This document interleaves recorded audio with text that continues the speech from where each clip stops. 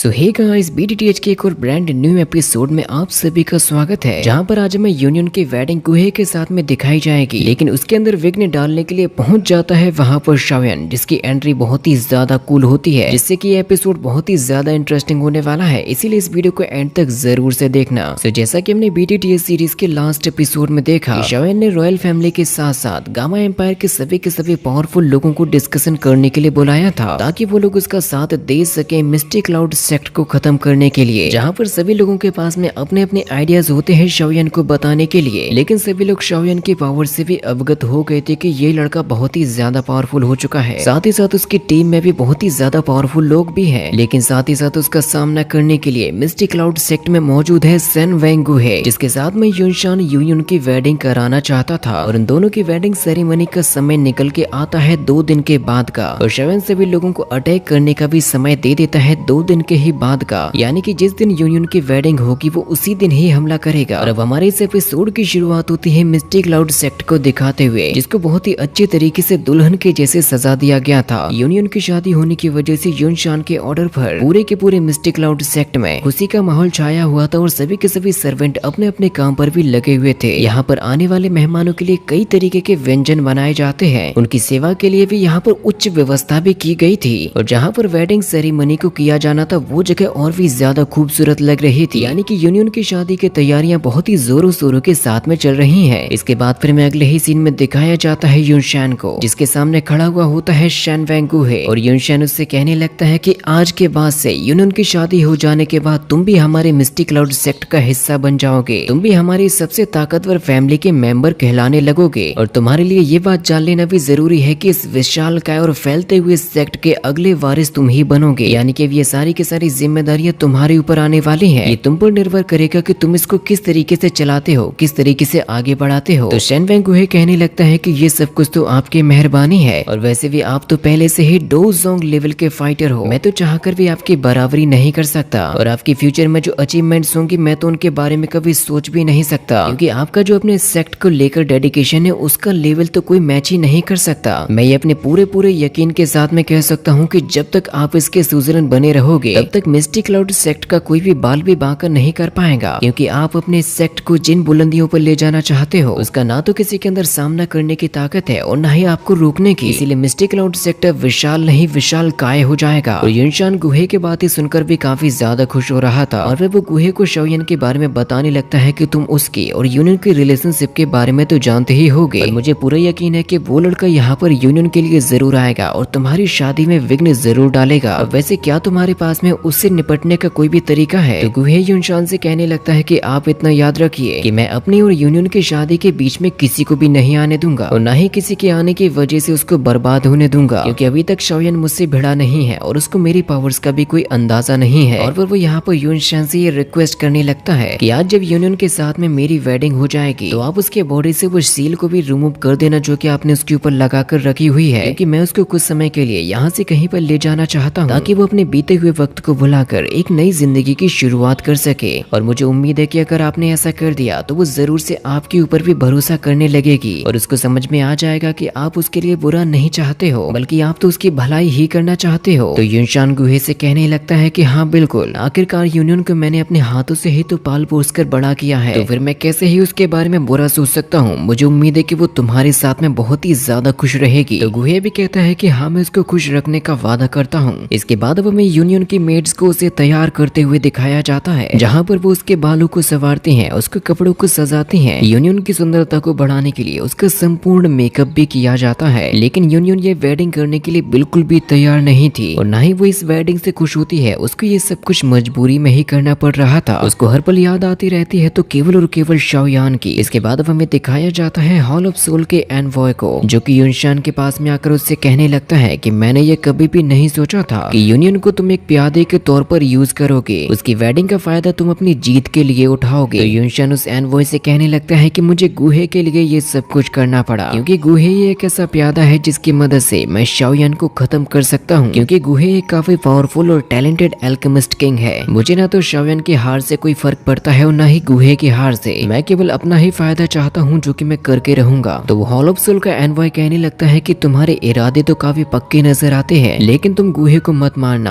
क्योंकि मैं उसकी उसकी सोल पावर को लेना चाहता हूँ, क्योंकि उसकी जो सोल बॉडी है वो मेरे बहुत ही ज्यादा काम में आएगी। मैं उसका पूरी तरीके से फायदा भी उठाना चाहता हूँ। तो युनशेन उससे कहने लगता है कि गुहे एक 6th ग्रेड का एल्केमिस्ट किंग है। अगर उसने सीधे तरीके से मेरी मिस्टिक क्लाउड सेक्ट की मदद की तब वो मेरी मिस्टिक क्लाउड सेक्ट को बहुत ही ज्यादा फायदा भी दे जाएगा और मैं उसकी ताकतों से पूरी तरीके से वाकिफ हूँ कि वो ऐसा करने के काबिल भी है। तो फिर हॉल ऑफ सोल का वो एनवॉय से कहने लगता है कि लेकिन तुम मुझे खुश नजर नहीं आ रहे हो। इतनी सारी बातें पता होने के बाद भी और तुम्हारा पलड़ा भारी होने के बाद भी मुझे खुश क्यों नजर नहीं आ रहे हो। तुम्हें ये बात याद रखनी चाहिए कि मेरी सोल पैलेस ने तुम्हें मौत के मुंह से निकाल कर इस लेवल तक पहुंचाया है कि आज तुम डो जोंग के लेवल पर पहुंच चुके हो, लेकिन इतनी ज्यादा पावर देने के बाद भी मुझे किसी भी चीज का फायदा नहीं मिला। तुमने अभी तक मेरे लिए ऐसा कुछ भी नहीं किया जिससे कि मैं खुश हो सकूं। इस बात को याद रखना कि आज तुम्हारे पास में जो भी है, फिर चाहे वो पावर हो, इज्जत हो या कुछ भी हो, वो सब कुछ तुम्हारे ऊपर सोल पैलेस की मेहरबानी है। तो युनशान कहने लगता है कि मैं आकर सोल पैलेस की उस मेहरबानी को कैसे भूल सकता हूँ, क्योंकि सोल पैलेस की मदद से मुझे बहुत ही सारे बेनिफिट्स भी हुए हैं जिनको भुलाना तो क्या मैं कभी नकार भी नहीं सकता। और अगर सोल पैलेस को गुहे की सोल बॉडी और उसकी सोल पावर चाहिए तो मैं उसका इंतजाम भी बहुत ही जल्द कर दूंगा, जिससे कि आप उसके सोल को यहाँ से ले जा सकोगे। तो फिर वो इनवॉय युनशान से ये कहने लगता है कि मैं तुम्हारी करंट सिचुएशन के बारे में बहुत ही अच्छे तरीके से जानता हूँ, जिसके परिणाम भी मुझे और तुम्हें बहुत ही जल्द देखने को भी मिल जाएंगे। बस मैं ये उम्मीद करता हूँ कि तुम मुझे निराश मत करना। और फिर वो यहाँ से तुरंत गायब भी हो जाता है। इसके बाद हमें वेडिंग सेरेमनी वाली उसी जगह को दिखाया जाता है जहाँ पर गामा एम्पायर के कोने कोने से लोगों को बुलाया गया था और लोग इस बारे में बात कर रहे होते हैं कि मिस्टिक क्लाउड सेक्ट वाकई में काफी बड़ा भी है और ये सब कुछ हो पाया है युनशान की वजह से, जिसने इतनी जल्दी मिस्टिक क्लाउड सेक्ट की ग्रोथ की है। इसीलिए यहाँ पर सभी के सभी मेहमान बैठकर एंजॉय कर रहे थे। शादी का पूरा माहौल बना हुआ था, संगीतकारों को भी बुलाया गया था और युनशान अपने थ्रोन पर बैठा हुआ ये सब कुछ ही देखे जा रहा था